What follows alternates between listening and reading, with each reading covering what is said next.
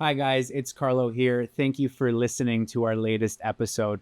It's the support of our community like you that allows us to continue to grow and make this into something truly extraordinary. If you enjoyed today's episode and you would like to listen to it without the interruption of ads and maybe even experience some bonus content, I'd invite you to join us on our newly launched Patreon.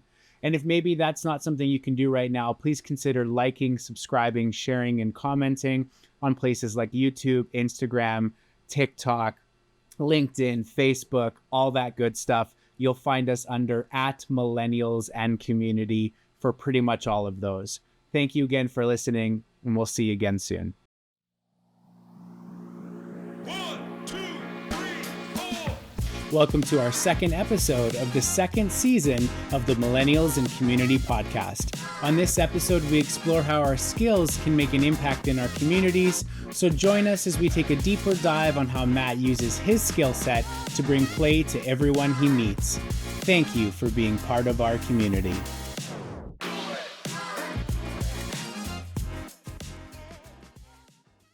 Welcome to episode number 2 of season number 2 of the Millennials and Community podcast.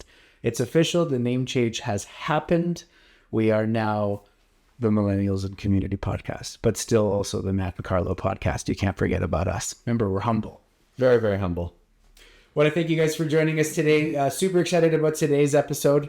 We're going to tell you all about what it's about or who it's about right after we dive into a question, a very important question, but just for Matt, because this could not backfire in any way, shape, or form if we gave Matt a superpower. Matt, if you could have any superpower for the day, what would that superpower be? So I think my superpower, I always go back and forth between one or the other. I think I'm going to stick with one for the purposes of actually committing to a bit.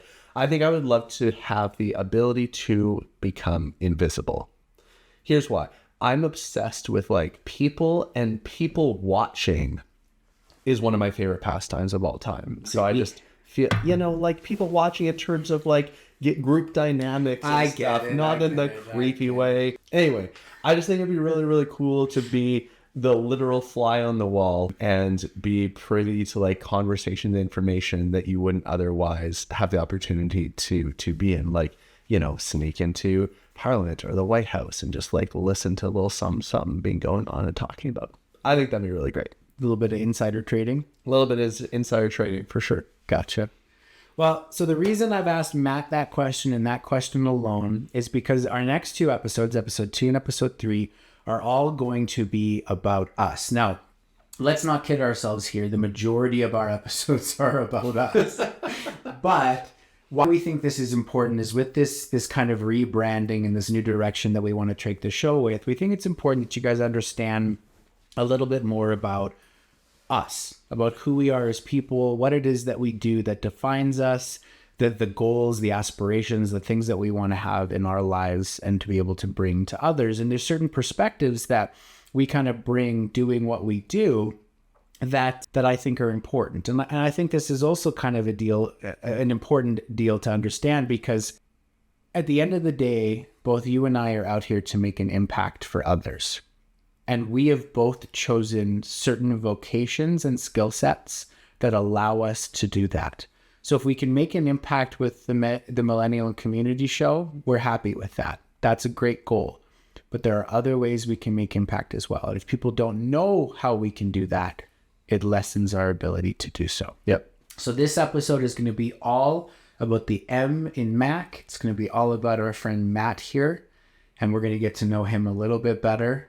And we're going to see that humble really come out today. Love it. Love it. I'm going to put on my humble cap. Perfect. All right, so we're going to start off with our first question. Can you share a pivotal moment in your life that shaped your perspective but has led you to this show? Yeah, absolutely. When I was thinking about these questions, there's so many different stories and anecdotes that jumped out to me, but one that I think really defined me professionally early in my career, I want to share because I think it has played a really key role in how I've gotten to where I have in my career. So early in my career, I'd say it was about 3 years out of university, so still relatively new in terms of like professional work. And actually, it would have been earlier than that. It would have been 1 year because the event that we were planning for was 3 years out. So 1 year out of school, I had the opportunity through the work that I was doing to be a part of a planning committee for an international conference that we were hosting in Calgary in 2017. And it was something where, while we were committed to hosting a really strong, really transformative event in that moment in September of 2017, it was very well known throughout that we didn't just want to create an event. We wanted this conference to create a legacy for the way that people experience and think about play in the city of Calgary. And so while there was the conference planning going on, in parallel to the conference planning, we are also really, really focused on how can we create this legacy so that this conference not only is a great event that brings people together for the week of the conference, but it galvanizes all of the different sectors and industries and professions and professionals in Calgary that are doing work related to the importance of play. Why was this a transformational story for me? Well, I was, in my early 20s coming out of university, and through the mentors and the leaders that I was lucky enough to have supporting me, I was offered a seat at the table as a part of the steering committee for this group leading 30 organizations all towards more playful behaviors in Calgary. And the reason why this was really pivotal and the reason why it relates back to our podcast is, being the youngest one, I had a lot of imposter syndrome about my role, my place at that table, about whether or not I had anything to offer that group and whether there was anything that I could do in a young, early career professional capacity to actually move the needle on this significant project that has, paved the way to so many initiatives in the social services industry in Calgary to this day. And what I learned was that when you're committed to learning, when you're committed to working hard, people, regardless of how experienced they are in their careers, they're willing to listen. And so I was very, very thankful to be in a group with 5 other people that were willing to listen to my ideas. They were willing to suffer through all the questions I was asking, and they really valued my expertise and the ideas that I was willing to contribute. And that experience really jump-started a lot of things for me in my career, but most importantly, it helped me get out of the sense of imposter syndrome that I think a lot of millennials face in their career trajectory. And it really, really helped me understand that when you're at the right seat at the right table, that there is a place where people are going to value you for you and be willing to give you a shot in what you think you know. So really what it came down to is that you started to understand that those are the places you want to spend your time. Exactly. That instead of being worried about not being taken seriously, you became worried about finding the places you would be. Exactly. Okay. So true. So important. I love that for you. So through this opportunity to really step up, to have your opinions become valued, to learn that those are the places that you want to be, you've obviously developed certain skill sets, perspectives, the everyday real superpowers from those moments, from the times that you've spent and been given those opportunities to grow. So what would you say those unique skills are? What are those things that you think you can truly use to be of service to others? Yeah, I think for me, it really comes back to curiosity and imagination. And I know that everybody has the capacity to be curious and imaginative, but for me, I think of this as a really foundational skill set that I try to do every day. It kind of leads back to me talking about invisibility as being my superpower, because I'm just curious, I want to know how the world works, and I want to know how the world would work, or how my circles work if I were, somewhat removed or from those spaces. So I think what sets me apart is my drive to make curiosity and imagination just an integral part of me, both personally and professionally. And so this journey, and the last question I touched a little bit on my background in play. And for those of you who have seen and followed us through season 1, you're a little bit familiar that a lot of my work has been about advocating for and increasing the amount of playful behaviors, not just in children and families, but that has evolved to where I speak professionally and I offer workshops for organizations and businesses for how they as a staff can be more productive and better connected and better communicate as staff teams by being playful.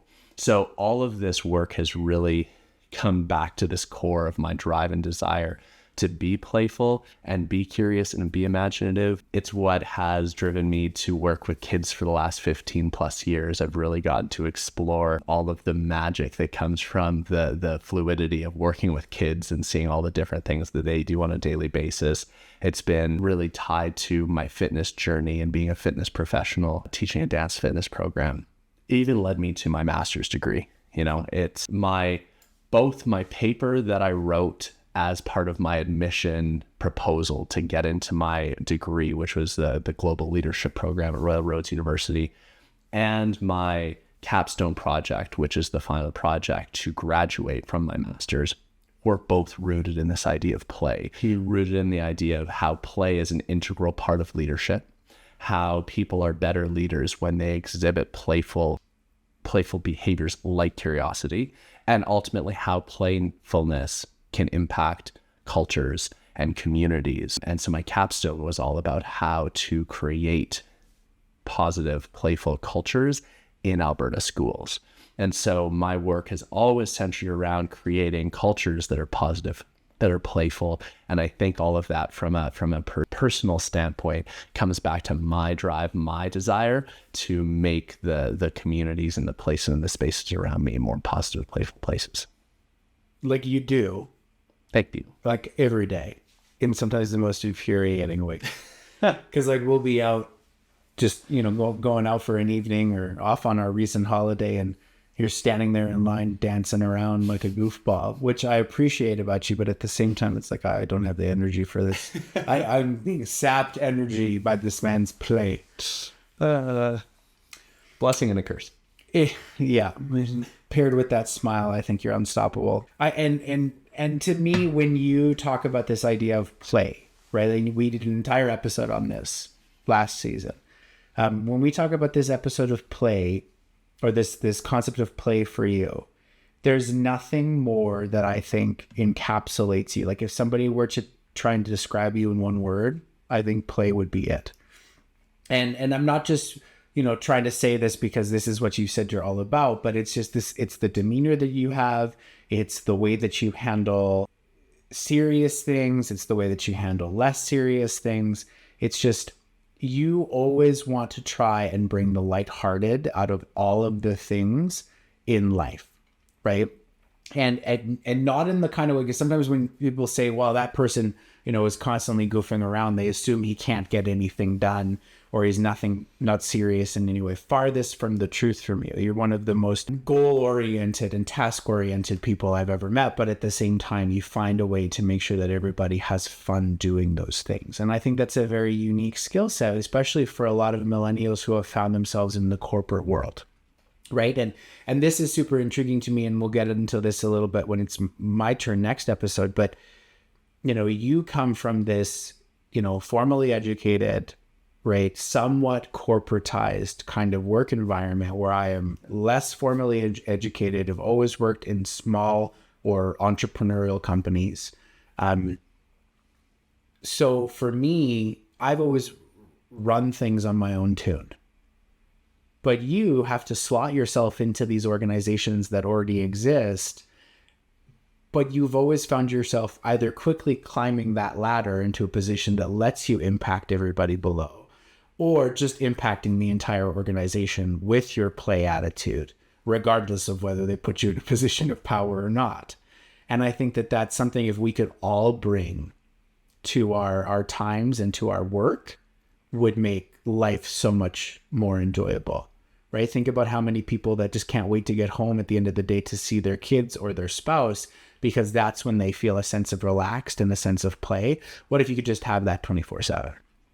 So I think it's a great goal. I love it. I think it's exactly what we need more in some of our lives. I appreciate that very much. And as you're saying that, all I can think of is that like, I'm just like a playful computer virus that you just plug in and it just like, and just infects everything is the only like image that I had in my.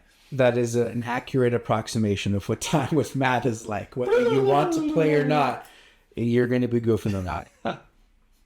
All right. So the things that we do, the things that we learn, the skill sets that we have, they're valuable to us as individual people. But where they truly start to shine is, like I was just talking about, in our communities, in the groups of people that we have around us, because they get to experience that from us. They get to be impacted a little bit. So to truly try and do what you're doing, where you're bringing this play into every space around you, you need to have a good understanding of those communities that you're a part of. So what do you use? What are the triggers for you that have helped you kind of shape your understanding of community and how you want to impact it?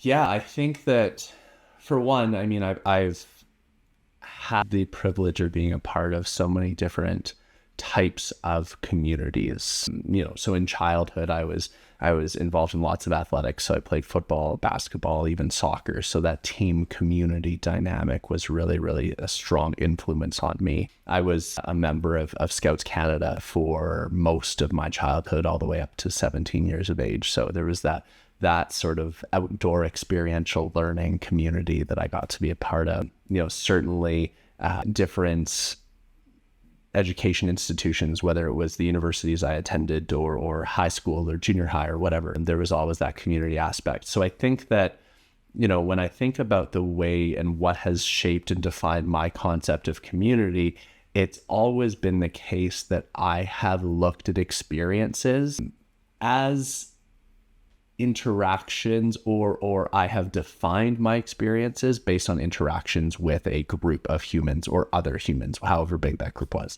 you know. And this is true of me in university, right? Like I thrived in group projects. People usually hate group projects. I thrive in group projects because for me, the most compelling part of any experience is the amalgamation or the group dynamic that is formed therein.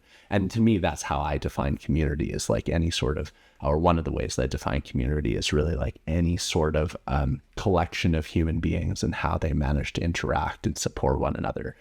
Traveling's the same, sports is the same. Like my favorite teams, I'm, you know, obviously invested in their win-loss record, but I'm also really invested in like what the team culture, the dynamic, the vibe with the coaches tend to be, right? So like, this is really what has shaped my idea of community. And even the groups that I've worked with, I've always seen all of my teams as communities or families, because I think that in order to advance common goals, whether they happen to be personal common goals or professional common goals, that we need to be able to build the infrastructure to do that. And every industry that I've ever worked in, that infrastructure is starts and stops with the people. And so that's really what defines community and has helped shape my concept of community, is just always thinking about the people element of every environment that I've happened to be in.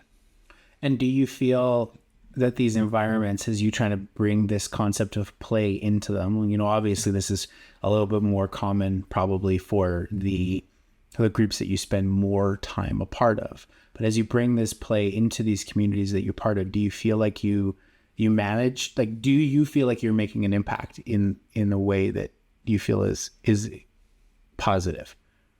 Yeah, I definitely do. I mean, I think earlier in my career, I would have been a little bit more hesitant to attribute like my involvement in these things as one of the main triggers for some of those changes happening.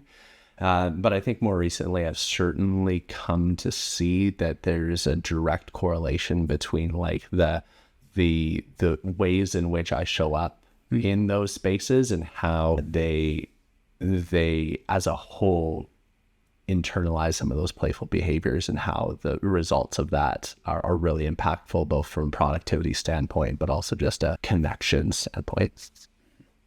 I love it. All right. So you've learned through time that your big calling, your big goal is to try and inject play into everything. You learned what a community is, and you've learned that you are actually making an impact in it. So what inspired you to really start a podcast?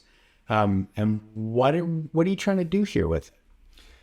Yeah, I mean, we had this moment, and at this point, it was about a year and a half ago when you and I had this moment of like, we should start a podcast. And at that moment, it was kind of this like, well, yeah, obviously, like we love hearing ourselves talk. Maybe other people would too. But it grew from there for me. And so I mentioned a little bit that I'm a professional speaker. I've been speaking professionally for almost 6 years now. And like I said, I specialize in creating and delivering workshops that inspire more productive and positive teams through games and activities for people to like rethink their communication strategies amongst their team. And we were a couple months in and a couple episodes in, but I had this moment where I had a client organization in Lethbridge that before my gig with them, they called me and said, "Hey, we've invited somebody from the Lethbridge Herald to come and do a little bit of a piece about this, and they'd like to interview you. Is that okay?" I said, "Yeah, sure, no problem." So I was interviewed for it. The article came out in the Lethbridge Herald, and everything was all good. And then I got a call about a month later from a prospective client in Edmonton. And they had found me or heard about me because they had seen this article. And there was this cool light bulb moment for me. You know, I have a full-time job that I love very, very much. I'm very, very grateful for the work that I do with ARPA, which is the Alberta Recreation and Parks Association. And so I don't actively promote my professional speaking, but it occurred to me in that moment that if there was an opportunity, a way for more people to get even just small touch points with my content, my work, that this has the opportunity to expand the breadth and impact that I might be able to have in the industries to which I like to work and speak with and for.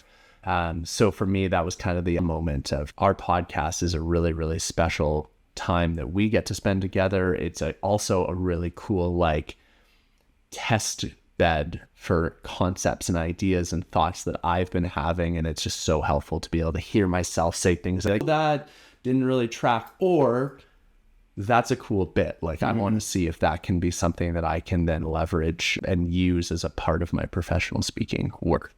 And so that's, I think, one of the big pieces that inspires me to be a part of the show with you. You heard it here, folks. This is the test bed. This is where he's going to screw up more than ever. So if you want to see that. This is true. So what would you say as you've kind of continued down this path, and now we've started this podcast, and we're going down this idea of, hey, we're millennials. We're not just men, but we're millennials. And this encompasses everybody. Are there things that you do to kind of stay on the pulse or the track of what it is that millennials are going through that you think that we can discuss during this show? Like, well, how do you stay involved, and not just lose sight of what we want this show to be? Yeah, I think that the way that I look at this, I've always thought of myself as a very like big picture strategic thinker. And so when I think about ways in which I try to like stay informed and keep my finger on the pulse, I think about my constant drive to like zoom out and see things from a systems lens, right? So like I am very, very interested in like current events, what's going on around the world, what's going on here at home, what are different political dynamics at either the municipal, provincial, national, international, state, right? Like I work really hard to keep myself informed of some of these like big picture issues.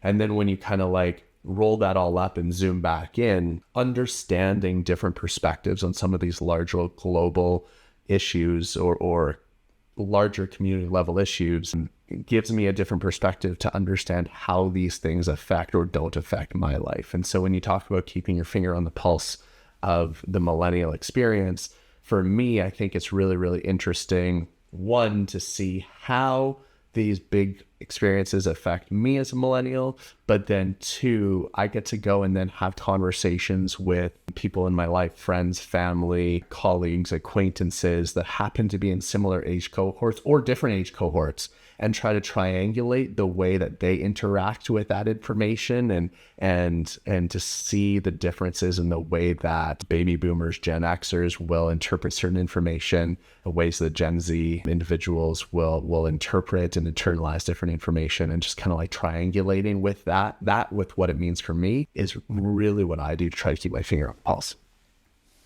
Now, you use the word perspective a couple times there. Yeah. And you know, as a content creator, that's one of your biggest goals, is to try and bring your perspective to the things that are going on in life. But we've kind of taken the stance with this show that we don't want it just to be our perspectives. Yeah. We want the perspective of the community as a whole around us. So how do you think we're going to do that? What do you think we need to do on an episode basis to make sure that not only we are being exposed to new perspectives, but our audiences as well? Yeah, okay, so one of my favorite, and I think I mentioned this in a previous episode, my favorite Halloween costume that I ever did, I was the devil. Face paint, ears, red suit, the whole bit. But I'm going somewhere. I think that it's incumbent on us as people who are offering information and perspectives to challenge the status quo by being devil's advocate. I think it's really, really important that even in a world in which we agree on certain things, and we don't agree on everything, but in a world where you and I agree on certain things, it is incumbent on us to be able to offer or consider differing perspectives, and even at the risk of like playing devil's advocate and challenging kind of what is coming up. I think that's really, really important. I am such a huge proponent on like, there's no such thing as like black and white. You know, we live within these like eternal shades of gray. Speaking of Halloween costumes, Carlo's been a lot of things to a lot of people. I think that it's really, really important that we never, ever lock ourselves into thinking that anything is binary, right? It's not 1, 2, it's not black, white. And I think so long as we can approach any sort of conversation or topic or dynamic with the inherent understanding that there are never just two sides to a coin, two sides to a story, then that affords us the ability to look actively for those diverse perspectives. Because if we know there's more than two out there, then our minds are going to be open to receiving them. And so, you know, me standing and sitting in the space of like, there are more than two always, allows me to welcome those diverse perspectives in when they emerge. Okay, I like it.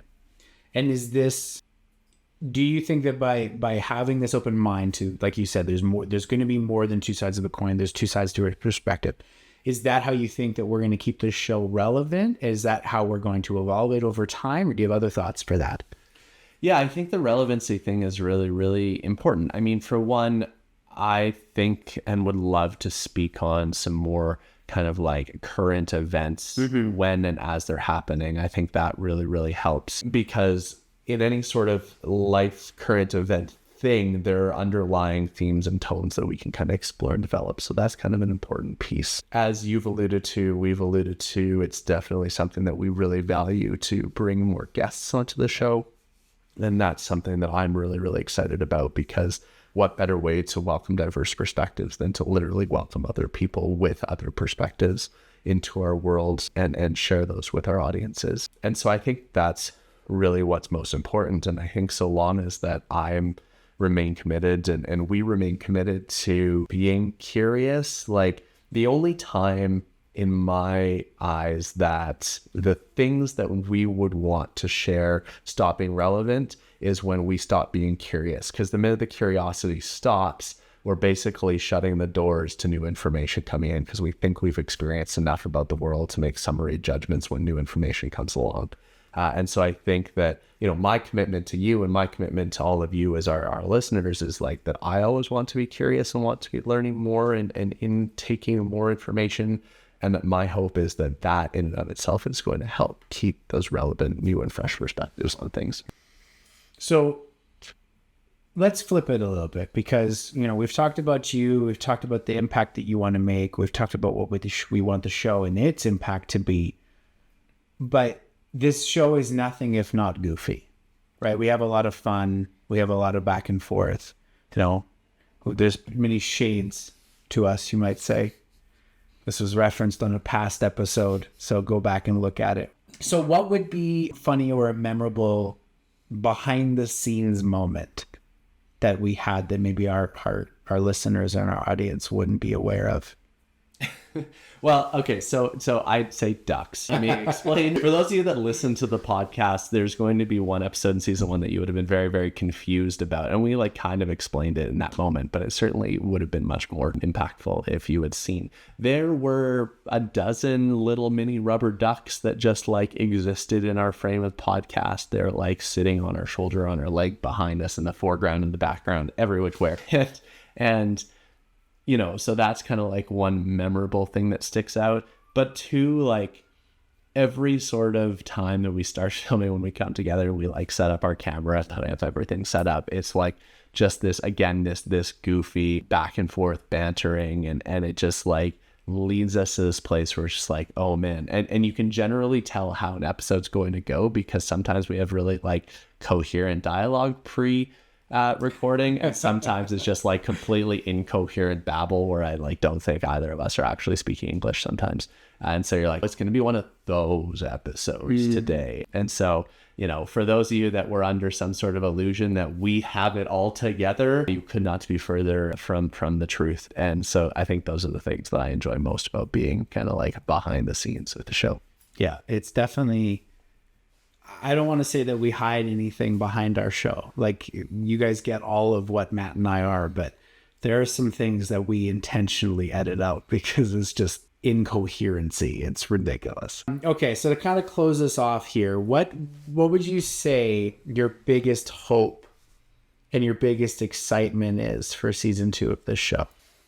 Yeah, I think what I'm most excited for is to like go a bit deeper, explore more things, but also to do it a bit quicker. Like one of the things, you know, you've seen the new space, the little bit newer of an episode or an updated episode format. We're trying to keep our episodes a little bit shorter, and we hope that that's going to create more excitement in everyone else. So I guess what I'm most excited for is to see if some of the incremental adjustments and evolutions and changes that we've made are going to result in more excitement being driven in the people that share their time with us in viewing and listening to the show.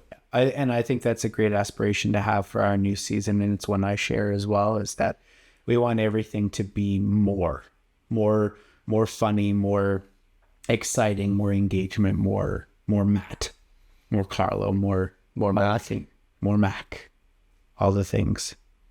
So on that note, I hope that you guys have gotten a little bit more of a perspective on who Matt is as part of this show. We think it's really important for you guys to understand who we are, because the perspectives that we bring, we like to think are a little bit unique because of the choices and the paths that we've chosen down during our lives. So I'm going to invite Matt to close us off for this episode. Do we want to finish off? Why don't you finish off with some final thoughts, and then maybe we'll do some gratitude? Yeah, absolutely. I think that one of the reasons that I get so excited about getting to be in a position to share information, it's not actually the information that I get to share, but it's the people that I get to share it with. And there's just this like general sense of excitement when I think about the potential that one idea, one message could have. And that doesn't mean that I am conveying something that's novel or new or different that people might not have heard, but it's this excitement of when I get in front of a group of people or in front of a camera, I'm excited by the idea that there could be one statement, one moment that is received or heard by one person at that right point in time, that they're going to be able to go and make one change in their life that is going to then ripple and affect so many other different things. You know, I thought about this a lot when I was working with kids, that you're never just working with kids. When you're working with kids, single choices, single words that you say, single things and moments that you choose to do have this ripple effect in that one child, a group of children that they then go and interact with, their families. And one comment to one group of children has 100 or more different ripples throughout the community. And that always really stuck with me. And that's what makes it so exciting for me to be on the stage, is to like imagine what that one moment in time could do in the lives of countless other people that I can't even begin to imagine. And I think that's really, really exciting, because that certainly happened to me listening to content creators and professional speakers. And that's what gets me really, really excited. Yeah. And it's just, it fires me up thinking about different ways in which the world can be better for the sharing of ideas. Mm-hmm. I agree.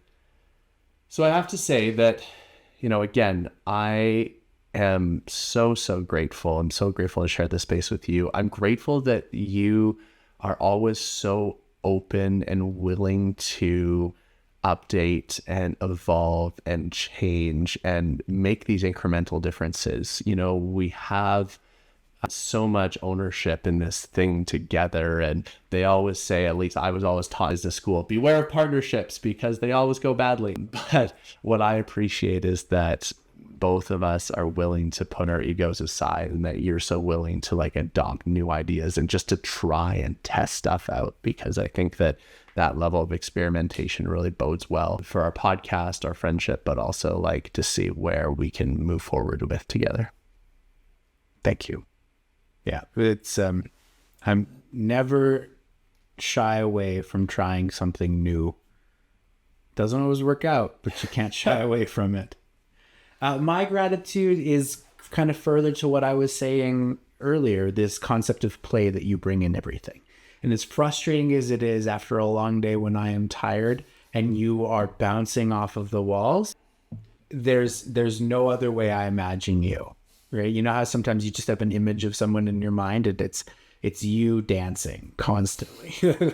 that's your internal emoji for me. So thank you. So yeah, I'm grateful that you have this idea of play, that is such a big part of your personality, and I'm thankful for the ways that you find to bring that not only in your own life, but in my life, and then sometimes just the random interactions that we get to have with our community, with people around us. So thank you for just being all play. Thank you. Yeah. All right, folks, that's going to be episode number 2 of the Millennials and Community Podcast, season number 2. We want to invite you to join us on all of our social media platforms. We'll have made that real clear by now as to where you can find us if there has been any name changes, but I'm not working on it. I'm working on it to be pretty easy. Engage with us. Come join us. Tell us what you're liking about, you know, some of the new concepts that we're having, some of the shorter episode lengths, the new editing formats. We're working on making this show easier to digest, easier to create, so we can be more creative with it and less focused on like the how do you do. So any feedback that you can give us, and share our show with people, right? That's our goal. We want to be out there and have more people listen to us and get more value from it. So share, like, subscribe, all those things all the YouTubers tell you to do. Awesome. Thank you so much, everyone. We'll see you next episode. Bye, guys.